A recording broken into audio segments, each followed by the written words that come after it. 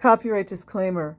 Under Title 17 U.S.C. Section 107, allowance is made for fair use for purposes such as criticism, comment, news reporting, teaching, scholarship, and research.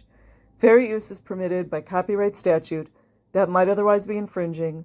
Non-profit, educational, or personal use tips the balance in favor of fair use.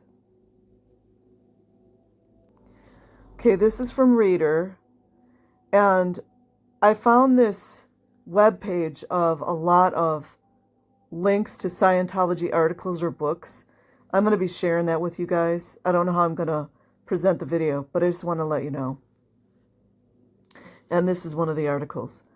Death of a Scientologist. Greg Bashaw's father respected him and trusted him to make wise choices, even after he chose to devote his life to Scientology. By Tori Marlan, dated August 15th, 2022. While the shock and grief of his son's bluicide were still fresh, so there's another bluicide, you guys, that's not listed. Bob Bashaw read back through their decades-long correspondence, looking in particular for references to Scientology. I wanted to see what there was here I missed, he says. His son Greg had been a member of the Church of Scientology for more than 20 years. During that time, other relatives, fearing he belonged to a cult, had voiced concerns. But Bob supported his son's choice because he believed people should be free to practice their religion without getting hassled about it, and because he couldn't find a good enough reason not to. That changed in November 2000, when suddenly, he says, Greg broke into 100 pieces. He recently lost his job in advertising, and now Greg told his father his church had excommunicated him. 7 months later, more than $50,000 in debt, he ended his life on the shoulder of a Michigan road, leaving behind a wife of 20 years and a teenage son, to whom he'd written a brief, unemotional note. In the years since, Bob has struggled to reconcile Greg's final act with the life he lived. I had to understand it, he says, because I knew him, and this wasn't him. He was a loving person, kind, and paid his bills and showed affection, hugged and kissed. What the hell happened here? The unemotional note probably is because Scientology influences people, and they don't want you to be showing any type of emotion. It's called, what is it called? Uptone or downtone. I think when you're doing what they don't want you to do, like crying or happy, any kind of real emotion, they say you're downtone. Bob is a young 74, tall and agile, with a ruddy complexion and a full head of hair that's wavy on top. Greg wasn't quite as tall or as thick around the middle, but people told him they looked alike. Greg was Bob's firstborn, the only one of his 3 children he'd been close to. When Bob was 46, the age at which Greg committed bluicide, his life had been turned upside down too. He'd lost his job, filed for divorce after 22 years of marriage, been diagnosed with skin cancer, and been told that he needed a gingivectomy or he'd lose some teeth. But as bad as it got, he says he never considered bluicide. So at first he couldn't understand why Greg hadn't been able to imagine a different end to his suffering, or why he'd been unresponsive to the efforts of many to help him. But after Greg's death, Bob discovered things about his son he hadn't known, and he learned quite a bit about the Church of Scientology. I think his final choice was the only one he felt he had left. Bob wrote to his younger son a few months after Greg's death, and maybe he was right. Bob learned of Greg's interest in Scientology by accident. In December 1979, Greg had written a letter to a friend, then absent-mindedly stuck it in an envelope addressed to his father. Greg was 25 at the time.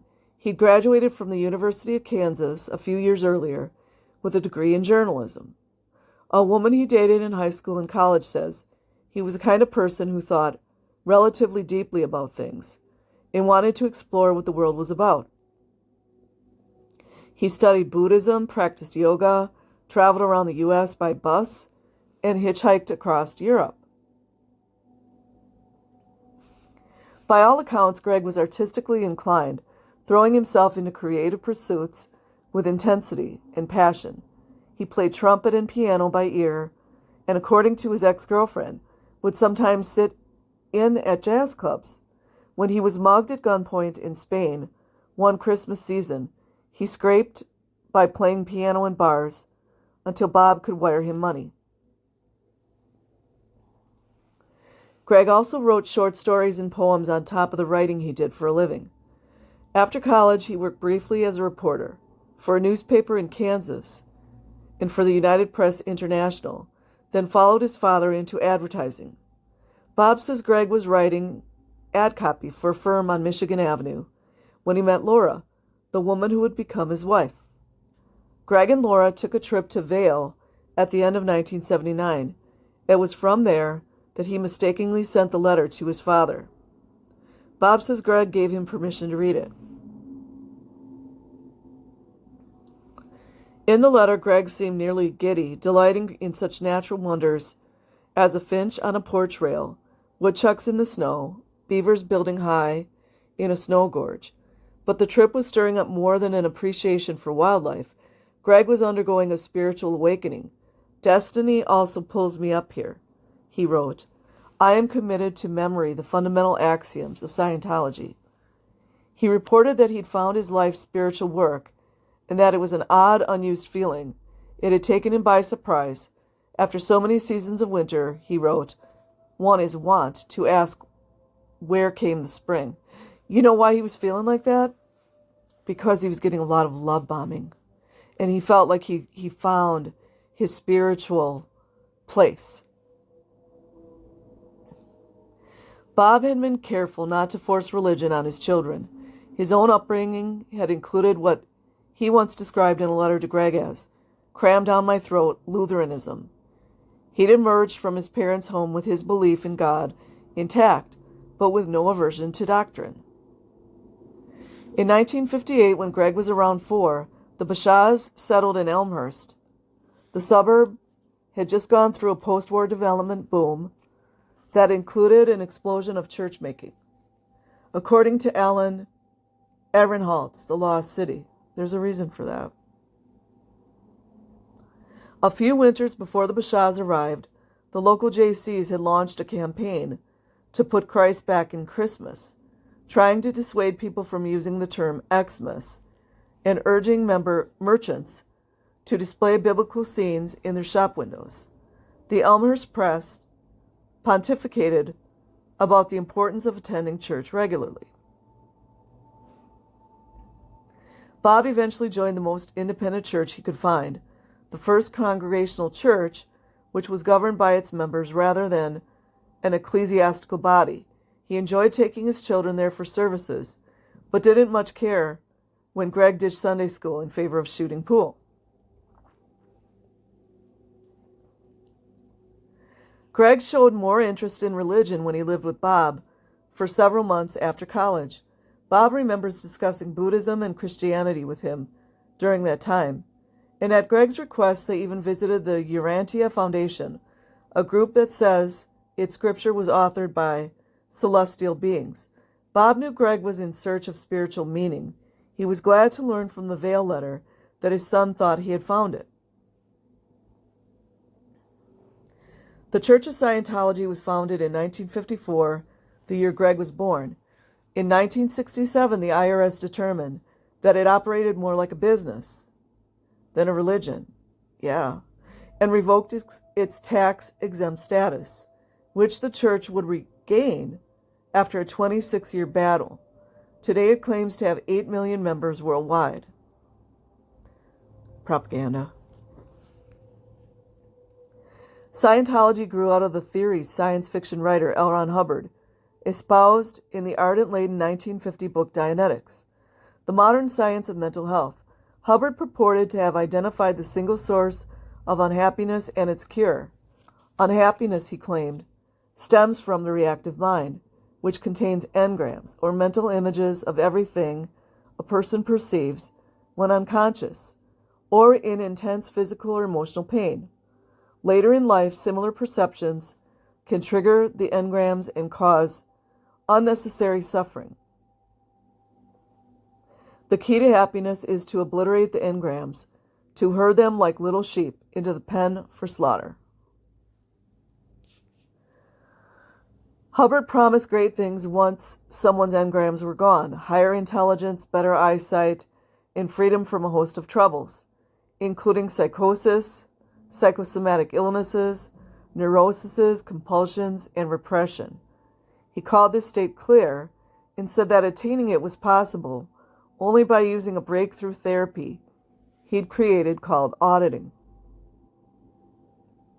Also, I just want to add in there, obviously, L. Ron Hubbard never attained clear because he was psychotic and taking psychotropic medications when he died. So, Auditing requires a person to sit in a room and answer questions, not ones you'd hear in typical talk therapy, but specific sets of them, devised by Hubbard. Auditing was a precise technology, he claimed, and if applied correctly, it would always produce the same results. In 1959, he introduced a small machine called an e-meter to help with the process. I personally think an e-meter is just like a glorified lie detector. I don't think he created anything. The person being audited holds the machine's electrodes, hollow electroplated copper cans, which allegedly pick up energy generated by the person's thoughts. According to the Church of Scientology, the auditor reads the movements of a needle, which have specific meanings, and uses them as a guide for which topics to address further. Hubbard believed people were immortal spirits carrying around baggage from previous incarnations, and Scientologists often think they're turning up engrams from past lives during auditing sessions. Hubbard's theories confirm Greg's worldview. My own personal beliefs are that man is a spirit, that he lives through many existences, he wrote to his father many years after joining the church. And so the trouble he encounters in a particular lifetime is a result of all his previous experience. This belief made my transition to Scientology a natural one, as Scientology basically takes this belief and works out a therapy based on it. Before Hubbard died in 1986, he mapped out the exact steps necessary to achieve spiritual freedom. They include pricey auditing sessions, training seminars, and advanced courses. Through the church says, whatever money people pay is a donation. From the get-go, this was no ordinary church in the process of attaining enlightenment by crossing what Hubbard called the bridge to total freedom. You just might go broke. Greg seemed willing to do whatever it took. Early on, he borrowed thousands of dollars from his father for Scientology-related endeavors. Bob says Greg used one of the loans to go with Laura to the church's Los Angeles complex, for coursework. He paid it back with interest, explaining that he'd felt pressured by the church to cough up the money. What happened, he wrote Bob on January 21st, 1981, is that our financial officer for the church informed us we would need another $1,700 to pay for the package we were securing. It was imperative to get it this past week. Otherwise, the annual price increase, which he had held us off through administrative fancy work. That's their interjecting the sense of urgency. It's what they do. Would go into effect. Simply put, if we didn't send the money Wednesday, the prices would have gone up on us by $500. Today, the church encourages beginning Scientologists to spend 12.5 hours a week auditing. According to spokespeople in the church's Illinois branch, sessions can run up to $200 an hour, but the cost varies depending on whether people team up and audit each other, to include children, by the way, or work with a professional auditor. That includes children, by the way. The spokespeople also say it's not unusual for a person to spend between 150 and 200 hours trying to become clear. In March 1981, Bob received a letter from Greg's mother, who'd read a disturbing article about Scientology in Reader's Digest. Scientology, Anatomy of a Frightening Cult, depicted Hubbard as a megalomaniac surrounded by aides who catered to his every whim, including young women who light his ever-present cigarettes. Yeah, they were minors, by the way. Just, under 18, that's a minor. And catch the ashes. The writer stated that the church operated its own punishment unit, the Rehabilitation Project Force, and kept detailed records of intimate things people revealed in auditing sessions in order to blackmail, like the Jesters and all the other groups, to blackmail them should they decide to defect or denounce the church. The article also referred to fanatic operatives within the church who'd engaged in burglary, espionage, kidnapping, and smear campaigns to further their goals. It said that after losing its tax-exempt status, the church was inundated with IRS. The church had inundated the IRS with lawsuits, and that top-level Scientologists had gone so far as to investigate and harass agents, infiltrate government offices, and steal documents pertaining to Hubbard and the church. In 1979, the year Greg became involved in Scientology, Hubbard's third wife, Mary Sue, and several other top-level Scientologists were convicted in federal court of theft and conspiracy in connection with the church's battle with the IRS. In 1993, the agency reversed itself without explanation after top Scientologists paid an unscheduled visit to the IRS commissioner. It granted the church tax-exempt status again, even though the Supreme Court had upheld its earlier decision to revoke it. The Reader's Digest article also cautioned that auditing could have detrimental effects. As defectors have attested, subjects become hysterical and psychotic in their auditing. Then they are locked in isolation. Not surprisingly, bluicides occur. Greg's mother said in her letter that when she'd questioned their son about the article, he claimed it had been planted by psychiatrists engaged in a conspiracy against Scientology. You see, that's what they're told inside.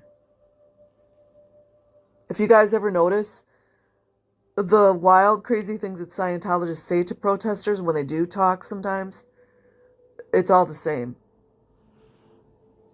As Bob would later realize, Greg had already swallowed the party line. Hubbard had a vendetta against psychologists and psychiatrists who'd taken him to task for failing to support the lofty claims in Dianetics with empirical evidence.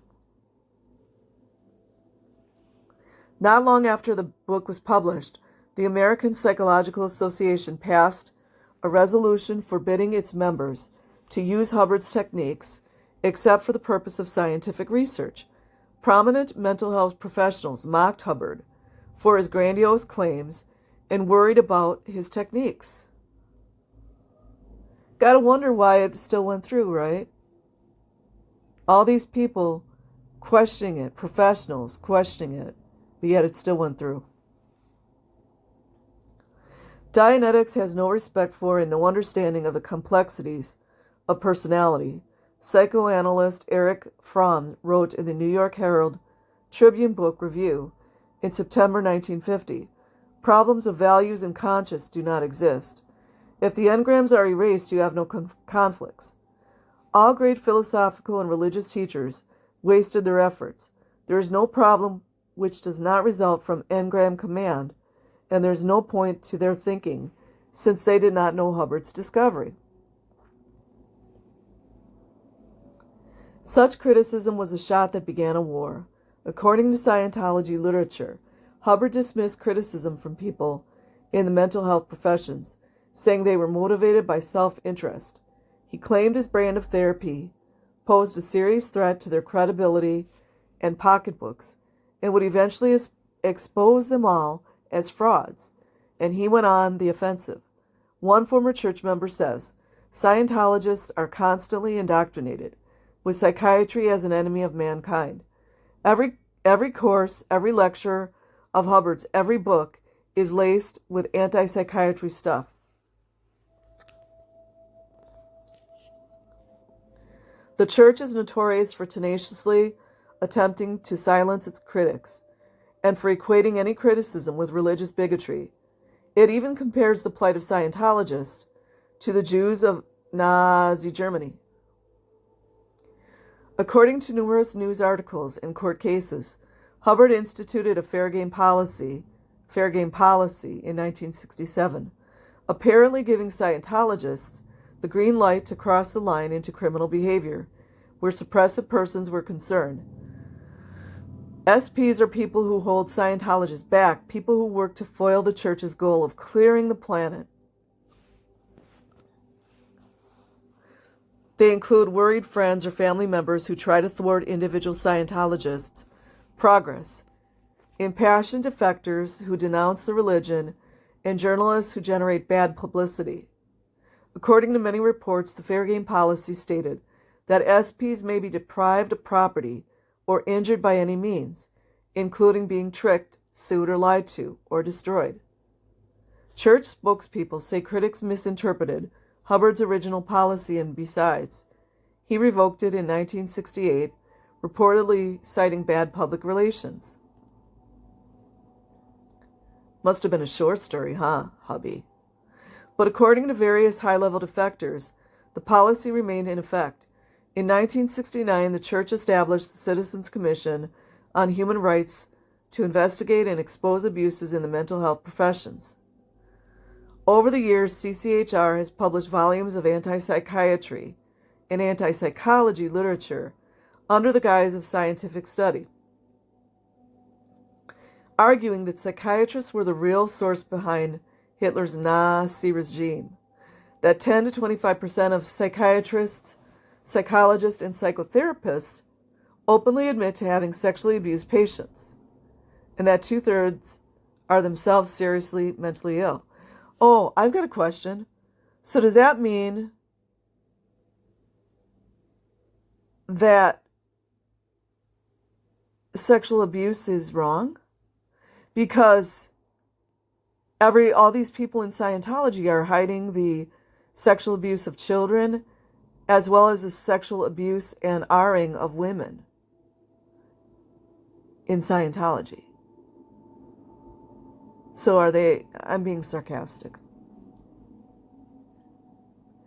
As far as Bob knew, Greg's experience with the mental health profession had been limited. He'd seen a therapist his freshman year of college, without seeming to have much luck. But Bob didn't think his son had anything against the profession.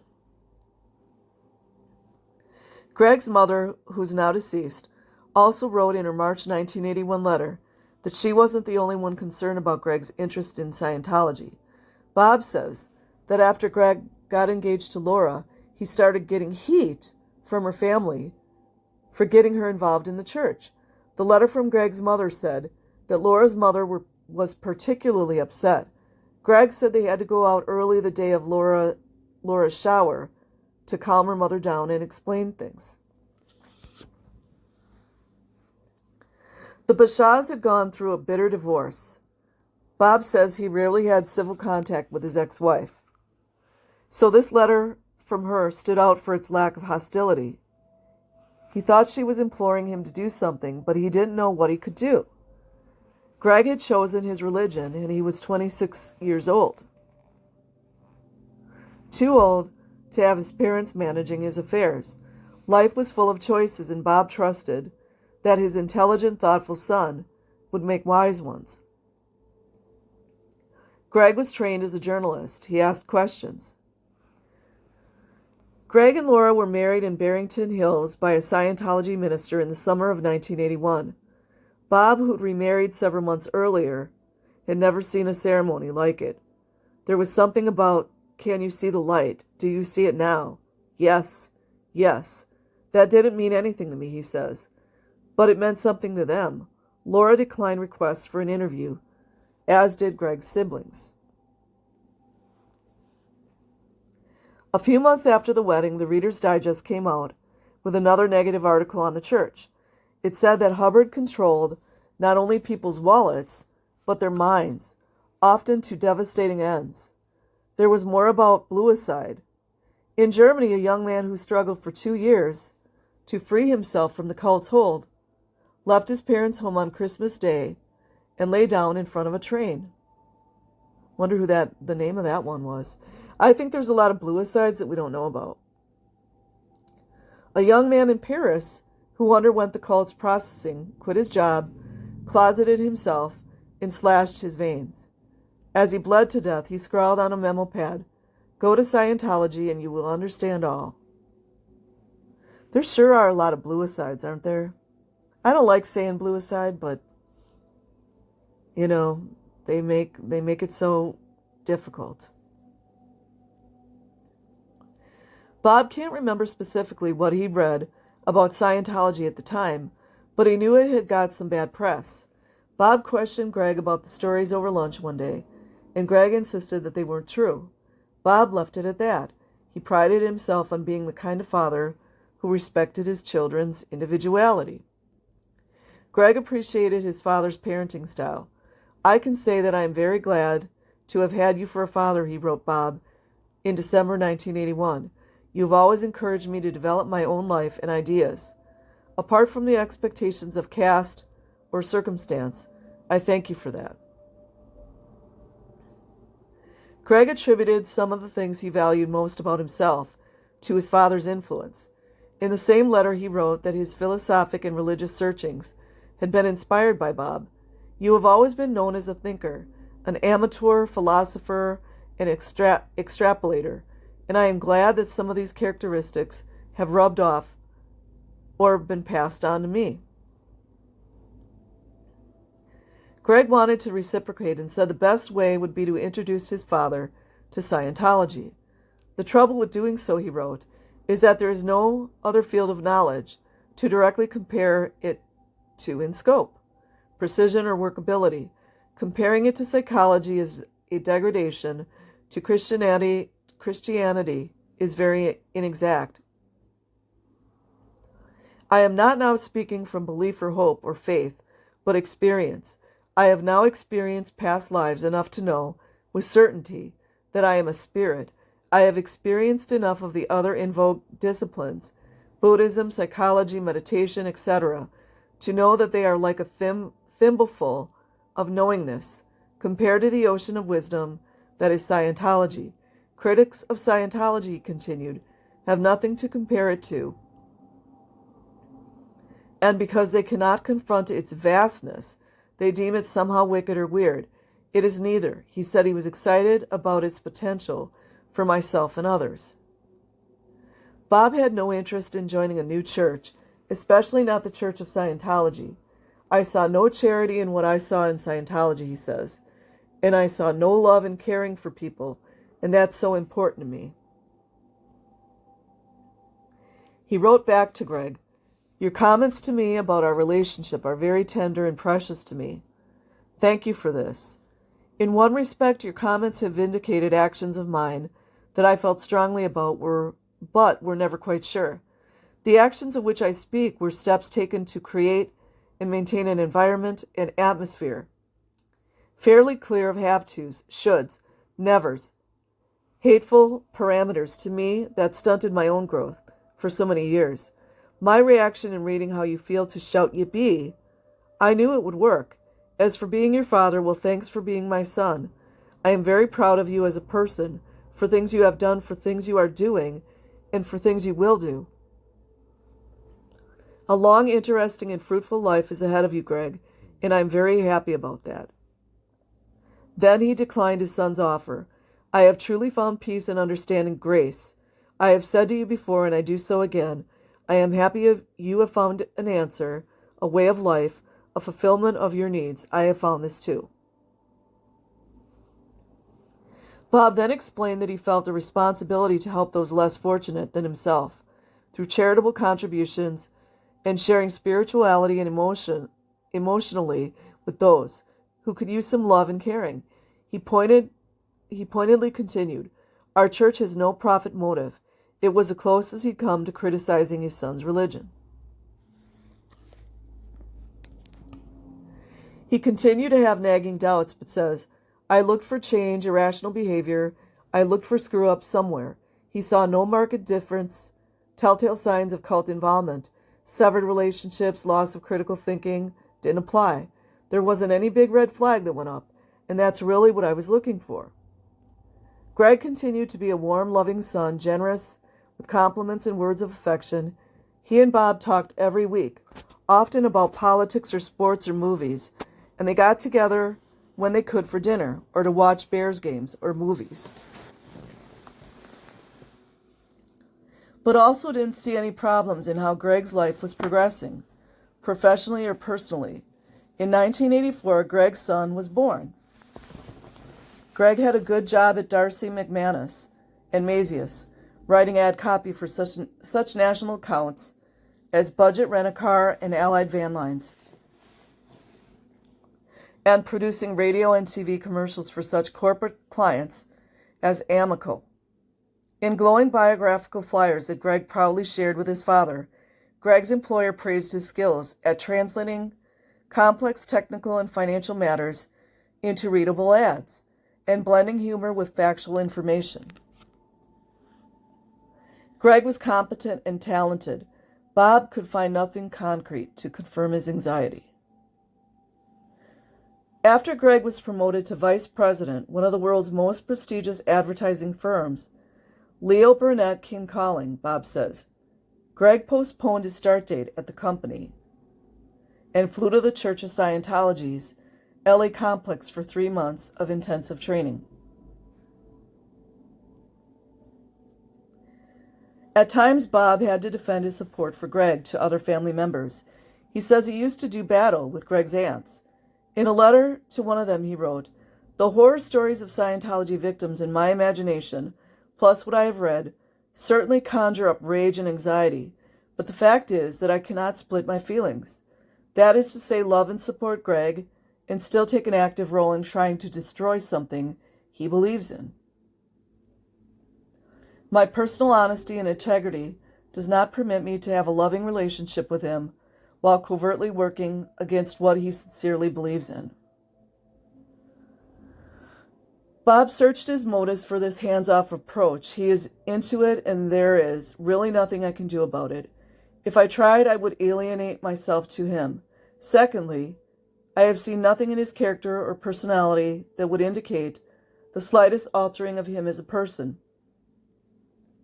Thirdly, I feel intensely that each of us should be free to make our own choices in life. For the reasons above, I will continue as I have to love him and support his choices within reason.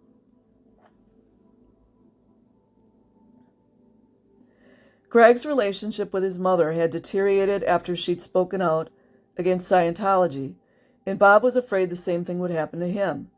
His relationships with his younger children had suffered tremendously during the divorce, but Greg had been away at college and was spared some of the ugliness.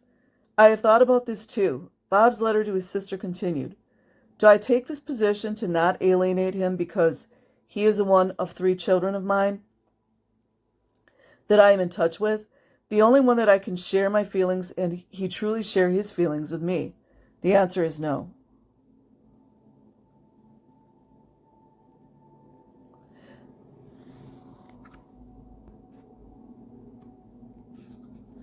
Ultimately, he concluded that respecting his son's choices was more important than airing a vague discomfort. That's not to say he didn't second-guess himself from time to time, especially after Greg attained the level of clear. According to Scientology literature, when people clear themselves of engrams, they can expect to be self-confident, happy, and generously successful in both careers and interpersonal relationships.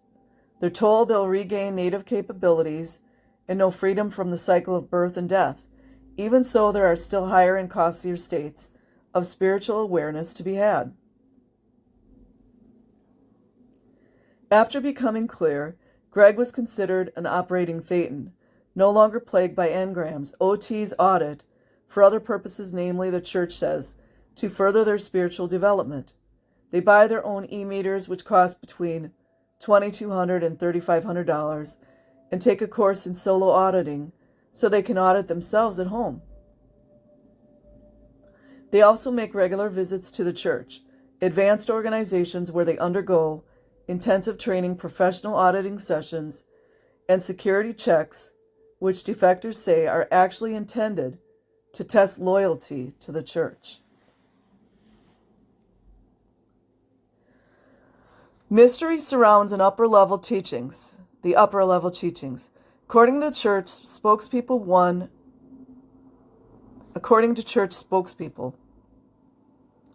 one needs to be spiritually prepared for them so they're kept secret. Greg apparently found them well worth the wait. On November 25th, 1985, he wrote to his father from Los Angeles, "The level of Scientology auditing I am on here is truly breathtaking. It explains and handles so much that it is a challenge to one's reality to encompass it all." He wasn't much more specific. The data is confidential for good reason. But I can tell you that the level deals with and resolves a great catastrophe that occurred on this planet 75 million years ago.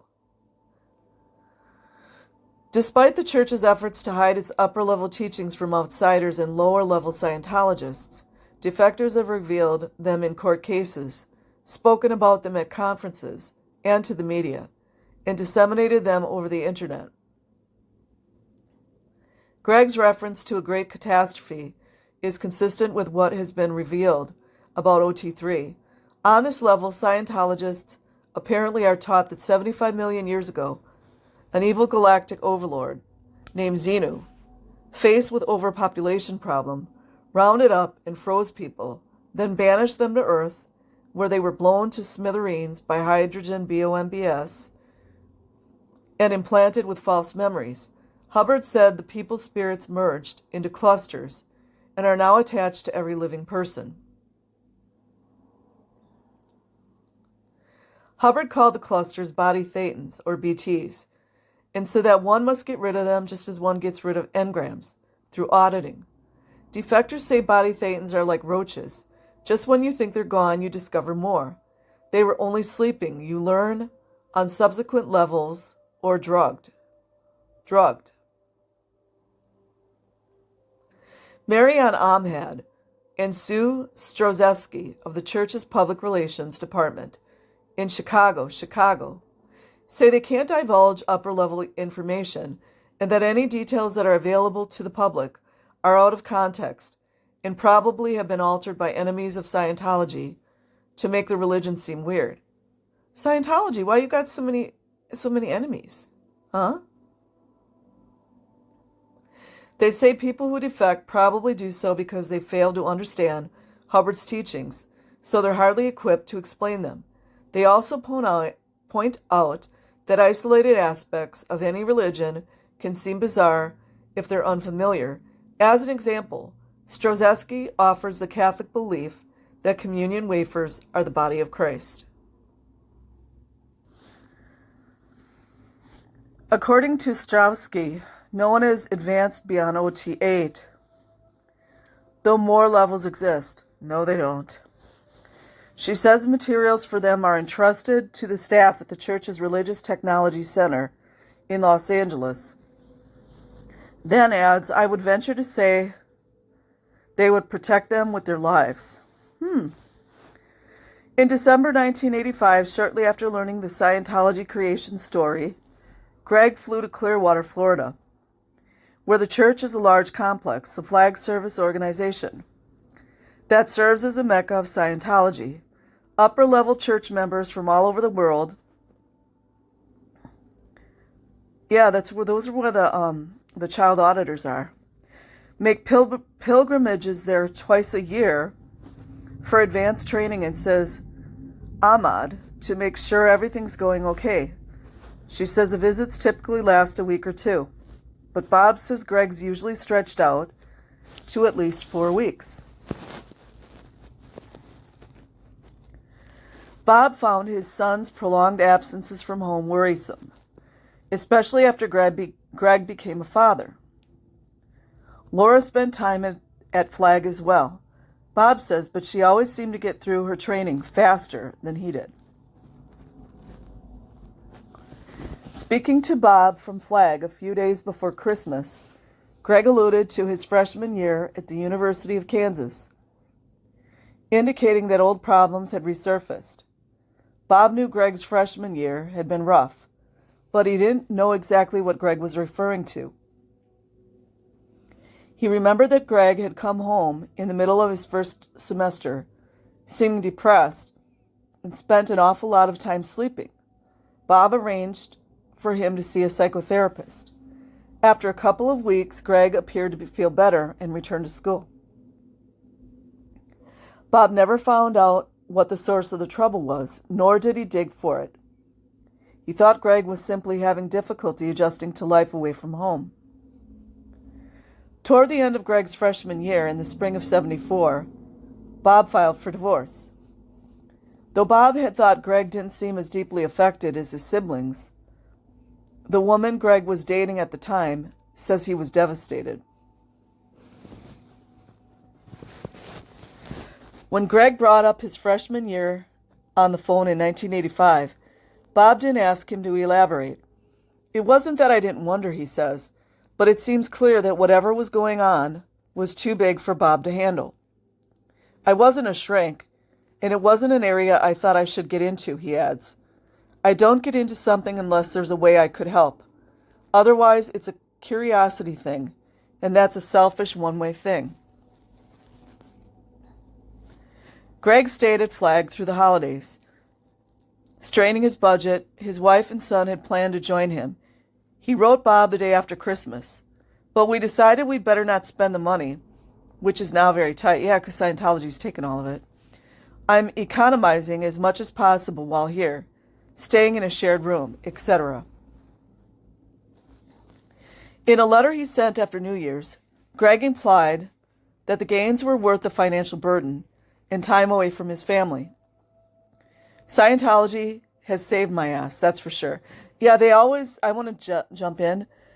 Scientology, and it's not just Scientology, they always make the person who's joining feel that Scientology solved their problems, when in fact it was inside of them. It wasn't anything outside of them. He wrote, I was totally struck in that thing from the past, not even knowing what it was. Now I'm unstuck, in the know, and working towards completion. It will be a new life when I get back. Greg also told his father he'd finished 2 short stories since he'd been in Clearwater, the first fiction he'd written in a while, and said he planned to put together a collection of stories about the suburbs, not from the point of view of an outsider cynically looking in, but an insider looking around. Then he said something that gave Bob pause. Greg, who believed he'd retrieved long-lost native skills since becoming clear, said he had the ability to communicate with the dead. Uh-oh. It's easy, he wrote, like talking on a telephone when you have the hang of it. He claimed to have recently spoken to Bob's deceased mother. Greg reported that she was disappointed to learn heaven didn't exist and said he'd encouraged her to get a new body. I told her where the nearest hospital was in case she wanted to be born in California, and she left quite content and happy. Greg said he'd had other conversations with dead people, but they happened in the context of formal auditing sessions, and so are confidential. So there are new realities for me and new abilities, but I should be home soon. It will be the start of a new life. God, I can't wait to sleep with my wife and hug my son. Me, I just want to add my opinion. I believe people can talk to the dead. So I don't obviously, or like,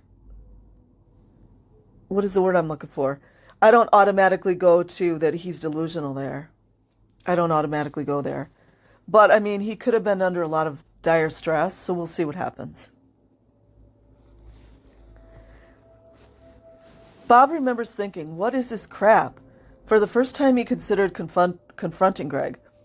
He says he wanted to tell him the letter was bullshit and that it was way off the norm. He wanted to ask, where's your critical thinking? Oh, that was gone. But he didn't. For all he knew, maybe it was possible to speak to the dead. People have been doing it for thousands of years. But I mean, I understand his point. And he didn't want to do anything rash. He eventually submitted a few pages of Greg's writing to a handwriting analyst. I asked if there was anything she saw that was troublesome. He says, and she didn't indicate that there was, but he was still unsettled and began to wonder if Hubbard was a charlatan. Yep. It seemed as though he'd thrown together aspects of other religions and borrowed from other thinkers. They all do it. Buddhism and Christianity. Freud and Edgar Cayce to target an educated population, which would be likely to have expendable income. Bob wrote to his brother a few days after getting Greg's letter. My own feelings is that I may be involved in some rescue mission with Greg. My own prophecy is that we are in for some tough times ahead. From then on, Bob says he kept a closer eye on his son, preparing to step in should some red flag appear. But he didn't realize he wasn't in a good position to assess Scientology's influence on Greg. Enmeshed in the secret upper levels, Greg revealed precious little about his religious studies or church-related activities. It was only after his death that Bob realized how much his son had kept from him. I knew him as a loving son, my best friend, he says. I never knew the other side of him, and it was vicious. Scientology does that to people.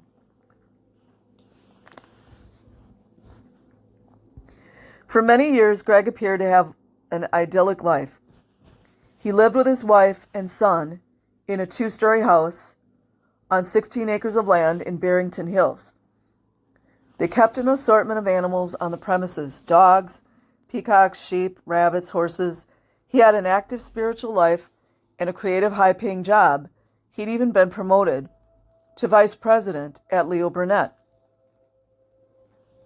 Bob doesn't know exactly how much his son earned, though he's confident it was in the 6 figures. He's also confident that Greg was dumping large sums of money into Scientology coffers. He heard that in addition to the training courses and biannual trips to Clearwater, which he says cost thousands of dollars each, Greg was considered a patron of the International Association of Scientologists because he donated around $40,000 to the group. The IAS says it uses donations to protect religious freedom. Oh, there we go with that. Because, you know, I'd love to see what Scientology would do if just one day, throughout the world, the governments would say, oh, you're not a religion anymore. Man. Scientology critics say this means the donations go into IAS's war chest and are used to squash perceived threats. Why you got so many enemies, Scientology? In the 90s, there was no bigger threat to Scientology than the Cult Awareness Network. CAN was a clearinghouse for information on groups it considered destructive, cults, and the network had amassed a thick file on the church. CAN's headquarters were in Barrington, a stone's throw from Greg's house, and Greg did what he could to ensure the organization's demise.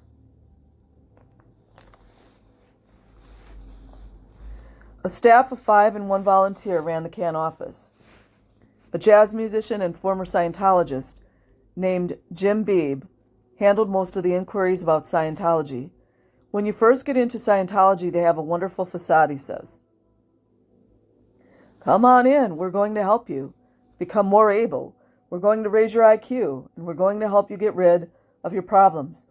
It's all very attractive. You go to a Scientology place, there's an exciting group dynamic there.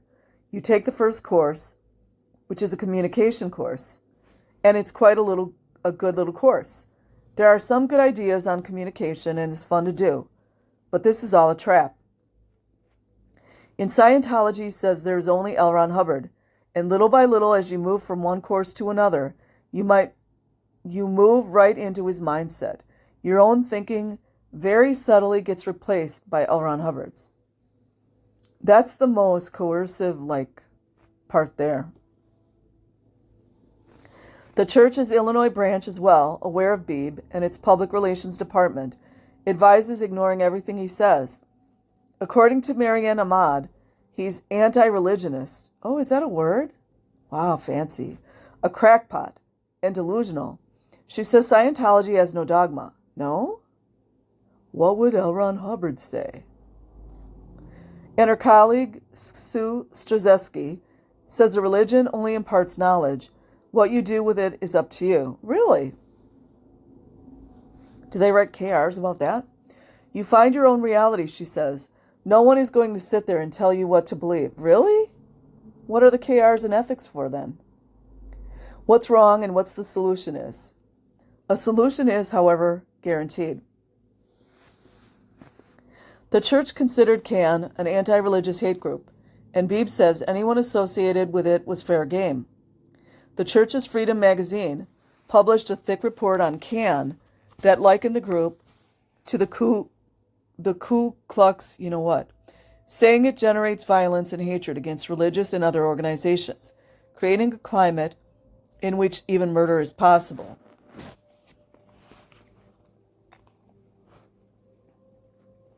Beebe says that in the early 90s, church officials dispatched Greg and shed a handful of other foot soldiers to wreak havoc. They sent in their $30 membership dues and began to monitor CAN's activities through its monthly newsletters. Greg showed up at a few anti-cult conferences, advertised in the newsletters, and caused a ruckus. Mind you, United States government just allowed all of this to happen. None of my encounters with Greg were pleasant, says Reg Alev, a former executive director of CAN. He says Greg once confronted him on the way out of a restroom, bellowing something about CAN being a terrorist organization. See, that's the crazy stuff that he was told. Oh my God. Greg was the kind of guy we always wanted to help, says Alev, but a normal dialogue would have been impossible with him at the time. He was extremely confrontational and loud, and he had an agenda that was anathema to the organization I represented at the time. Beebe says Greg picketed outside the office and even outside staff members' homes. In 1992, Greg and other Scientologists who joined CAN asked if they could volunteer and were turned away. They then sued the group, charging religious discrimination, and Greg filed a complaint with the Illinois Department of Human Rights.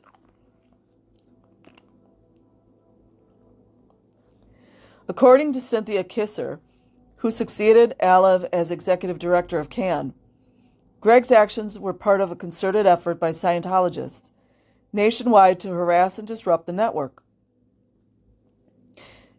Honestly, I'm just thinking how heavy the mind control must have been. It must have been so heavy that they can't figure out that a cult awareness network is trying to help them. Unreal. It's unreal.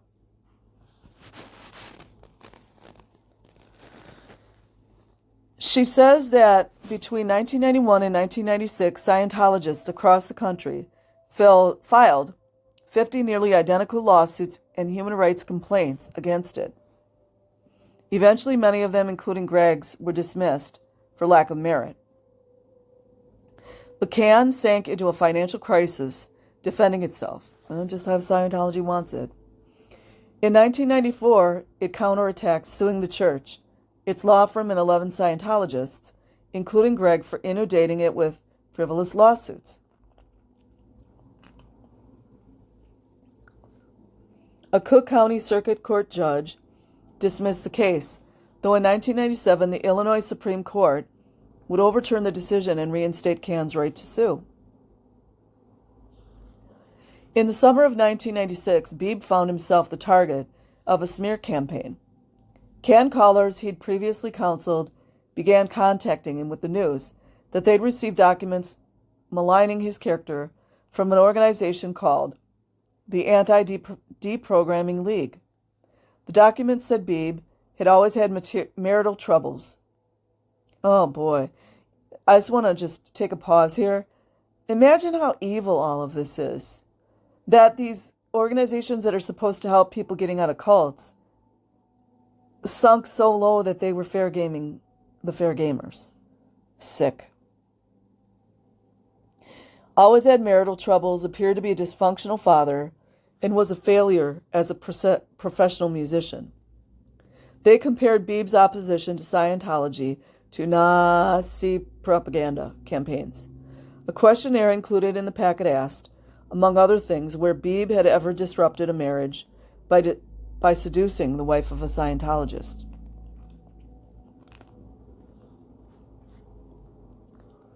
Sending out dead agent packs, like Rinder does, Beeb says, is a common tactic Scientologists use to discredit critics.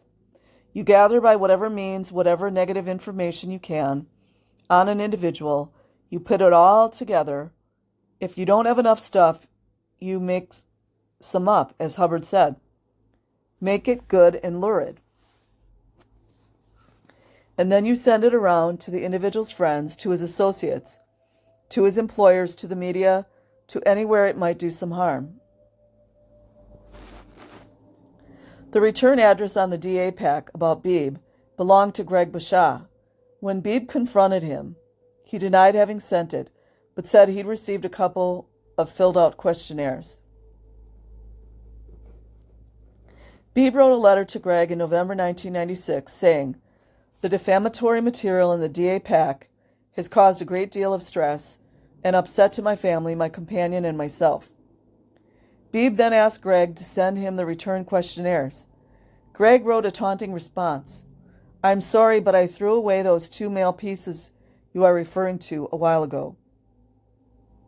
I didn't even realize that the material was actually defamatory when we talked about it the other weekend. You only said it had upset you. What exactly did it say that wasn't true?"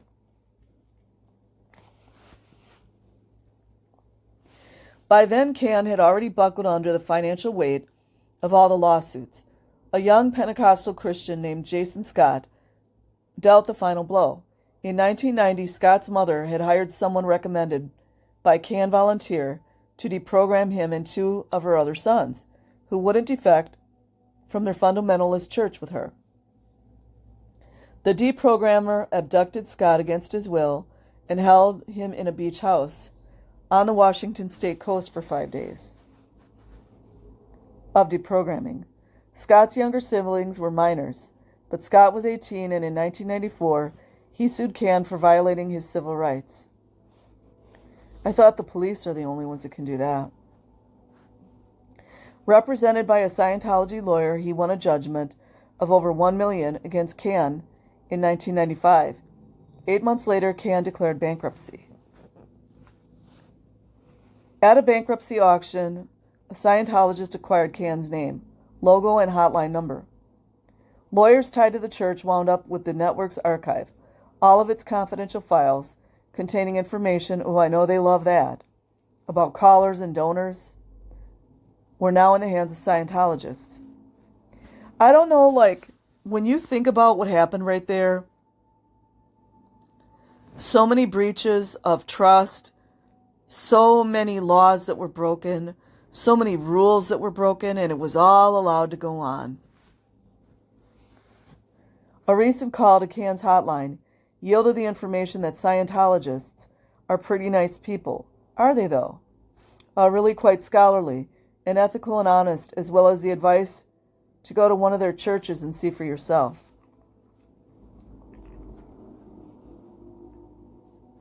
Greg's efforts had paid off, and he was elated by Can's demise. In June 1996, he wrote a letter to a former Can staff member, attempting to smooth hostilities between them. If down the road you receive a call from a parent whose child is in Scientology, I believe I could help you, he added. My purpose is to expand the acceptance and use of Scientology in the world. Oh, he's still into it then. Scientologists are told that the more intensely they audit, like children auditing, the more rapid their trek across the bridge to total freedom will be, Bob says. Greg audited every weekday, in the morning until he left for work, and after dinner until he went to sleep. Some former members and mental health experts claim such practices can be psychologically damaging. Absolutely. In 1986, a man named Lawrence Wollersheim persuaded a Los Angeles jury that the church had driven him to the brink of insanity and bluicide. Psychologist Margaret Singer testified on his behalf that auditing and other Scientology practices had induced bipolar disorder and were the major cause of his emotional and mental distress. I just want to add real quick, isn't it interesting how since Wollersheim there were no lawsuits that were similar that were, to our knowledge. I mean, maybe there were some settlements that we don't know about, but it's interesting that there were not more lawsuits that were similar to Wollersheim that were successful. I find that odd. And forced him through a policy called disconnect to abandon his wife and family. After he left the church, he alleged he was declared a suppressive person and subject to fair game, which destroyed his photography business. Wollersheim won a $30 million judgment against the church. Adopting the slogan, "Not one thin dime" for Wollersheim, the church appealed several times, succeeding in reducing the award to $2.5 million, and sued nearly everyone involved. Wollersheim, his counsel, his expert witness, the judge, and the entire Los Angeles Superior Court. Finally, how can they do that? Isn't that against the law? You can sue judges and stuff? Finally, this May, 16 years later, it paid up over $8.6 million. Good, which included the award and interest.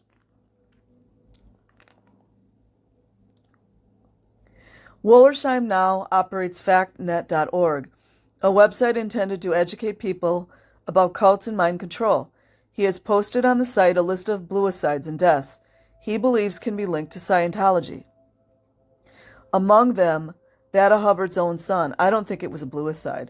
22-year-old Quentin, who died in 1976 after being found comatose in a car with a hose running from the exhaust to the driver's window. The list also includes Noah Loddick, a 24-year-old church member who in 1990 jumped out of the 10th floor window in Manhattan, not far from a Scientology center. According to a 1991 Time magazine cover story, Scientology, the Cult of Greed, Loddick, who'd spent $5,000 on church services, died clutching $171, virtually the only money he hadn't yet turned over to the Church of Scientology. In 1998, Philip Gale, whose mother worked for the church's Citizens Commission on Human Rights, also jumped to his death from a tall building. Yeah, they keep that hidden for some reason. I believe it was on a college campus. On Hubbard's birthday. The highest profile death on the list is that of Lisa McPherson, very similar to Mills. I can't think of her first name. A 36-year-old member of the church who died mysteriously in 1995 while in the care of Scientologists. Her aunt filed a wrongful death suit claiming that Scientologists had labeled McPherson a PTS, or potential trouble source. After she exhibited signs of mental instability, she had a brain injury and expressed a desire to leave the church.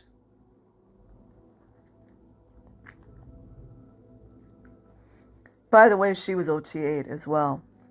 The suit also alleges that Scientologists had held her against her will at Flag for 17 days in a program called Introspection Rundown. Isn't that false imprisonment? Police? Isn't that false imprisonment? Keeping her in isolation and denying her appropriate fluids, nutrition, and medical care. During this time, McPherson tried to flee and was physically restrained, including being tied to the bed That's definitely a crime. And her condition worsened until she was babbling incoherently and unable to sleep. That's awful what they did to her. It's awful. Ultimately, she slipped into a coma or coma-like state, and church members names, took her to a hospital where she was pronounced dead. Oh, they skipped over a little there. In 1997, the St. Petersburg Times did an investigation into deaths at Flag and turned up 7 other Scientologists in apparently sound health who died suddenly after coming to Clearwater for training or counseling. What was that sergeant's name? Was it Butcher? He'd know all about that, wouldn't he? Stephen Hassan, a mental health counselor and former cult member, though never a Scientologist, says auditing sessions require Scientologists to constantly relive traumas, real and imagined. And it's like trauma mind control. First, they concentrate on traumas from their own lives, and when they run out of those, they move on to those from past lives. Scientologists tend to become very suggestible, he says, adding that in one of the early courses they undergo, trance-inducing exercises. I want to add in real quick here, guys. If you go and look at that book, what is it called? I think it's called The Training of an Illuminati Slave. I'm trying to think of the author's name. Anyways, you can get a PDF online. That's what trauma mind control is. I mean, it's just part of it.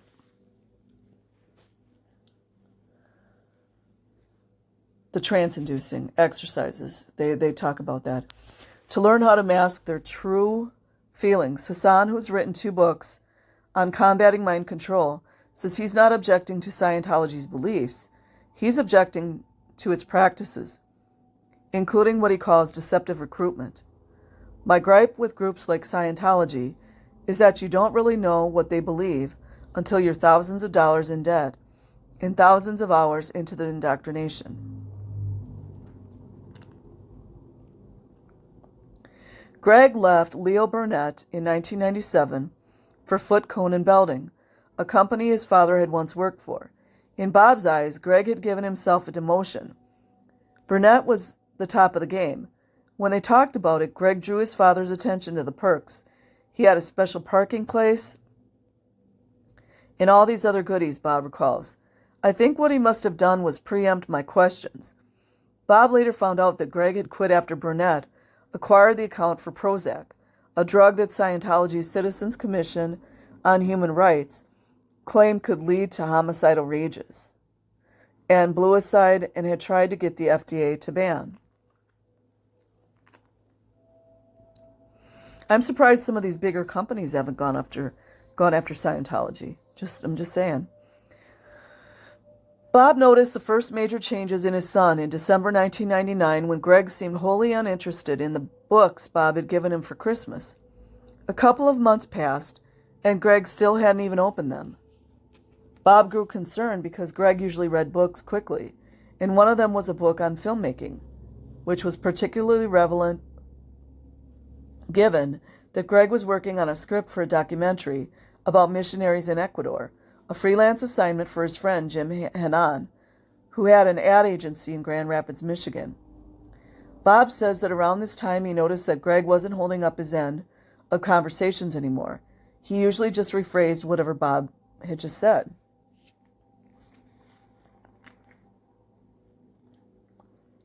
Hanan, too, noticed that Greg wasn't his usual self. Longtime creative collaborators, they worked together at Leo Burnett in the early 90s. Hanan, an art director, had always thought of Greg as a deep thinker, a great writer, a poet. But now he thought Greg's creativity was not at the same level of consistency. Greg agreed with Hanan and said the change was connected to the auditing. Yeah, and all that mind control is like affecting him. In September 2000, Greg told his father he was returning to Clearwater. He'd always let me know when he was going, but he'd say, "I'll be back in 2 weeks," and it was always 4 or 5 weeks. This time, Bob recalls, I said, "Greg, you're spending a hell of a lot of time down there. I don't understand it. You're spending time away from your job, and you're spending time away from your family." And his answer to me was, "You're right, Dad. You don't understand it." Well, he wasn't allowed to talk to his father freely, you know. Greg, who was now on OT7, oh, there you go, you guys. It always happens when they're on OT7 or 8, usually. The second highest level didn't return until November. When he did, he told his father he'd been fired. Though a spokesperson for Foot and Conan Betting says that his departure was a mutually agreed upon decision. I wonder if he was having a nervous breakdown. I don't know. On November 30th, the phone woke Bob at 4:30 a.m. Laura was on the other end, asking him to stop by to see Greg. Neither the tone of her voice nor the hour of the call suggested urgency. Bob was known as an early riser, though on most days he slept until at least 5. The drive from his home at Glen Ellen would take about 40 minutes. He promised Laura he'd visit later in the morning, then got out of bed and made some coffee. The phone rang again around 6:30. This time it was Greg, telling his father not to bother coming over. An hour or so later, Bob was summoned again. He didn't ask why he'd been invited, disinvited, and reinvited. He thought Greg probably had some anxiety at being out of a job. He figured his son wanted to talk. When Bob arrived, Greg greeted him warmly. His demeanor was just normal as could be, Bob recalls. And all of a sudden he breaks down and says he was preparing to blank himself. Wow. He'd even come up with a plan to drive to the nearby forest, preserve, and drink a bottle of Drano. That's sad. I was in such shock, Bob says. The contrast between the image Greg had been projecting and his emotional reality was stark. I'm holding him and he's saying he failed everybody. He isn't worth anything. He's a total failure. Oh, that's sad. You know what? I'll bet you a lot of the Scientologists were telling him that as well. The trip to Clearwater had been a disaster. They threw him out, Bob says. Greg told him the church staff had said he had some kind of medical or physical condition they couldn't help him with, then sent him away. I think I'm guessing, I'm not a medical professional, but I wonder, he's obviously depressed. Obviously, severely depressed. I wonder if there was any psychosis. I'm not sure. Then sent him away, telling him never to return. They just throw him away. That's what they do. They throw people away. Probably got millions from him. That's when I said, hey, holy shit. Look what he's been involved in. This is when the whole thing hit the fan with me. I realized what the hell it had done to him.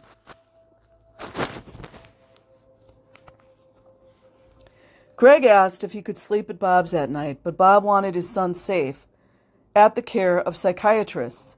He urged Greg to check himself into a hospital, and he says Laura did too, after returning home from her job as a naturalist at a private school. That surprised me, but I was glad to hear it, says Bob, who believes that by this point, Laura had left the church. Greg reluctantly checked himself into the psychiatric ward of Good Shepherd Hospital in Barrington, not out of the belief the staff could help him, but because he had nowhere else to spend the night. It was late when Bob got home. After so many hours in crisis mode, he couldn't sleep.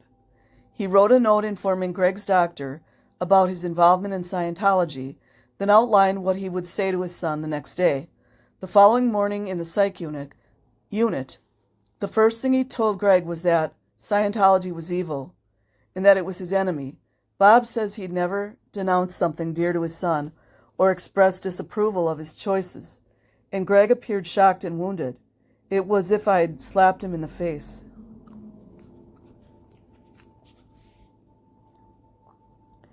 Every 2 or 3 days, Bob wrote to family members, updating them on the situation and asking them to help Greg find the strength and courage to continue living. He says that Greg and Laura considered the letters an invasion of their privacy. But reaching out to the rest of the family came naturally to Bob, and he figured Greg would need all the support he could get, and Bob too needed support as well as assurances that others would do what they could to help his son. He wanted Greg to know that his life mattered. "I wanted to keep you alive," he wrote after Greg had reproached him for spreading the news, and Laura had declared him persona non grata.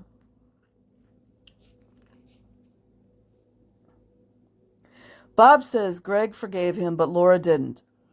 From that point on, Bob says he was out of the loop and didn't see much of Greg. They disconnected. They kept in touch primarily by letters. Bob preferred them to phone calls or email because he thought Greg would be more likely to think through what he was saying instead of firing off placating remarks. "In one sense, I guess I thought I don't want any more bullshit about, 'Hey, everything is okay,'" says Bob. Laura called it Greg's PR.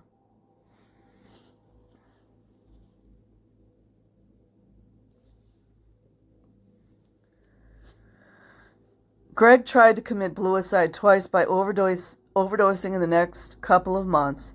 In January, his 17-year-old son found him on the floor, barely alive. In February, he emailed a bluicide note to Jim Hannon.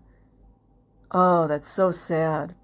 Hannon got it within 20 minutes and alerted the Barrington police, who arrived in time to save Greg's life.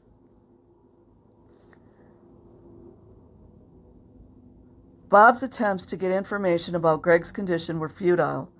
Desperate, he visited the now-defunct Lisa McPherson Trust, not far from the Scientology's headquarters in Clearwater, and staffed by high-level defectors. The trust had been founded to expose the church's abusive and deceptive practices, and to provide support to ex-Scientologists attempting to readjust to life outside the church. It put Bob in touch with former Scientologists who'd reached the same level as Greg, OT7 one of them. Greg Barnes remembers receiving a desperate call from Bob. He was a father who was lost, a distressed man going, "What do I do?" reaching out to everyone and anyone who could help his son. Barnes spoke on the phone with Greg about 7 times. They had much in common. They were the same age, and each were married with a son. Each had spent more than 20 years in Scientology and had become an IAS patron. Barnes says he and his wife had left the church of their own volition a year earlier, after deciding that it had altered Hubbard's teachings, which means they still follow Scientology.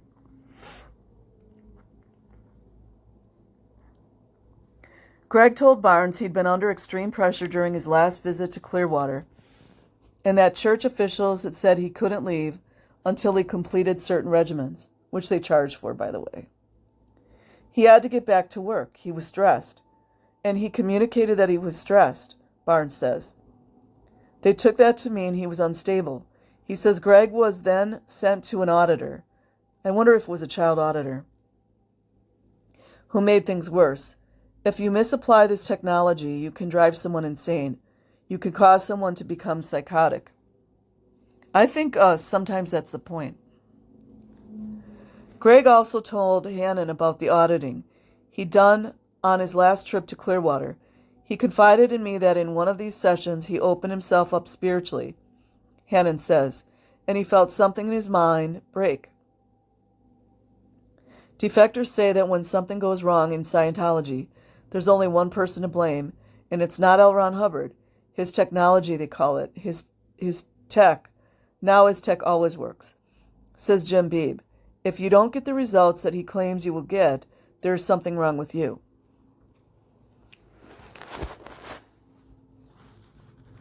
As a good Scientologist, Greg blamed himself. He told Hannon he'd known that there was a psychological risk in doing mental training, and that the church had given him a waiver to sign stating as much. I feel I have been irreparably damaged by my participation in the advanced courses. Torrey talks about that. He wrote his father after his February bluicide attempt, but such damage happened by my own hand, by my own decisions and approaches to things. Thousands of people do these courses and do very well. That's a lie, by the way. This tremendous suffering is something that I engendered through my own substandard auditing and an approach to things that was not ethically sound. See, that's what they did to him. They make Scientologists think that everything that goes wrong is their fault. In short, he wrote, I screwed myself up using their technology.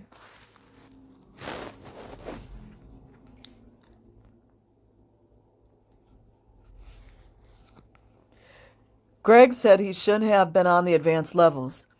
This was actually told to me in early 1981, he wrote. But I continued pursuing these levels through the 80s and 90s, against church policy.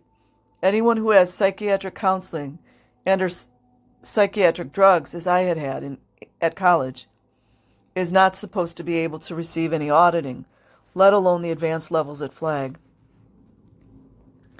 Barnes put Greg in touch with other high-level defectors. One had spent 7 years trying to get through OT7. Oh, I wonder who that was. She says Greg wasn't coping well. He was having dark thoughts about himself and felt he was covered with BTs, she says. He felt he couldn't get rid of them.